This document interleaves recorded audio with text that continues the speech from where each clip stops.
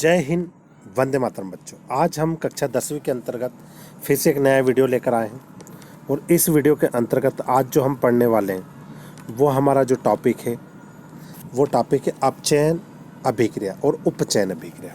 अपचयन और उपचयन, ठीक है। तो सर्वप्रथम अब जो हम पढ़ने वाले हैं वो कौन सी अभिक्रिया पढ़ने वाले हैं?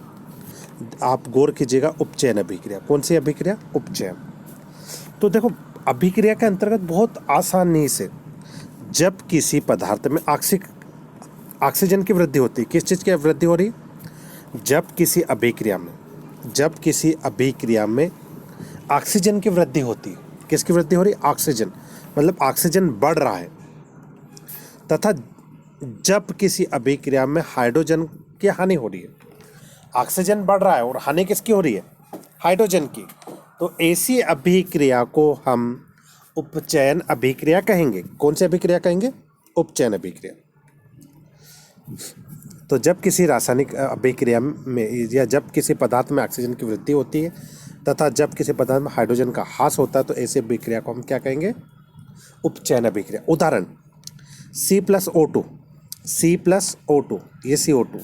तो ये जो CO2 कार्बन डाइऑक्साइड जो बन रही है ये हमारे कौन सी? उपचयन अभिक्रिया का उदाहरण हो गया, एग्जाम्पल। अच्छा, लास्ट टाइम फिर ये Cu+O2 कॉपर ऑक्साइड, ये भी अपनी वो हो गई। और यहाँ पर आप देखिए कि कॉपर ऑक्साइड CO+H2, तो ये CO अलग हो गया, हिट।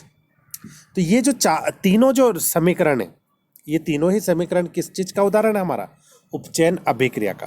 उपचयन में देखो, आपको एक नंबर में क्वेश्चन इस प्रकार से आता है कि अपचयन और उपचयन अभिक्रिया में अंतर लिखिए। तो आप सबसे पहले क्या लिखोगे कि उपचयन में लिखेंगे हम जब किसी पदार्थ में ऑक्सीजन की वृद्धि होती है तो उपचयन, और जब किसी पदार्थ में हाइड्रोजन की हानि होती है वो भी अभिक्रिया कौन सी रहेगी?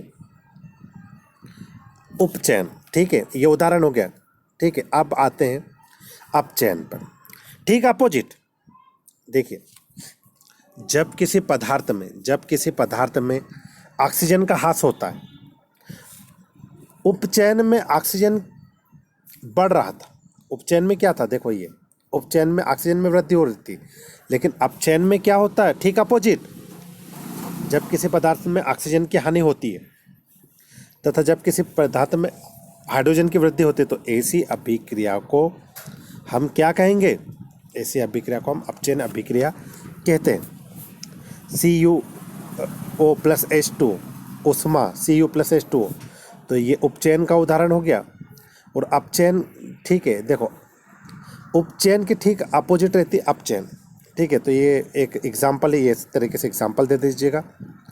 इस अभिक्रिया में कॉपर ऑक्साइड कापर में अपचयित होता है और हाइड्रोजन अपचयित होकर जल बनाता है। इस अभिक्रिया को उपचयन और अपचयन दोनों हो रहा है, इसे ही कहते हैं अपन रेडॉक्स अभिक्रिया। दैनिक जीवन में उपचयन अभिक्रियाओं के प्रभाव। अब एक नंबर में आपका क्वेश्चन आएगा कि संचारण कौन सी अभिक्रिया है? तो आप कहोगे कि संचारण कौन सी है? उपचयन अभिक्रिया। कौन सी है? उपचयन।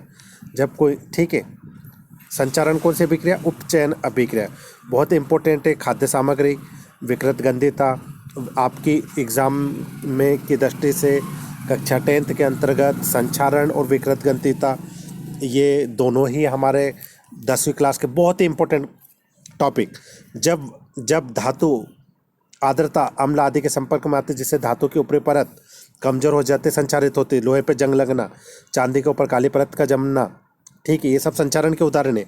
यद्य से पर लेपन, विद्युत लेपन, पेंट करके संचारण धातु से बचाया जा सकता। विकृत गंधिता किसे कहते हैं? वसायुक्त खाद्य तेली सामग्री वायु के संपर्क में आने पर अपचयित हो, जिसके उनके स्वाद और गंध परिवर्तन हो जाती, इसे ही विकृत गंधिता कहते हैं। विकृत गंधिता रोकने के उपाय: प्रति ऑक्सीकरण अम्ल का उपयोग करके, वायुरोधी बर्तन में खाद्य पदार्थ सामग्री रख के, वायु के स्थान पर नाइट्रोजन गैस द्वारा शीतलन के द्वारा। तो ये हमारा क्वेश्चन कंप्लीट होता है। जय हिंद, जय भारत।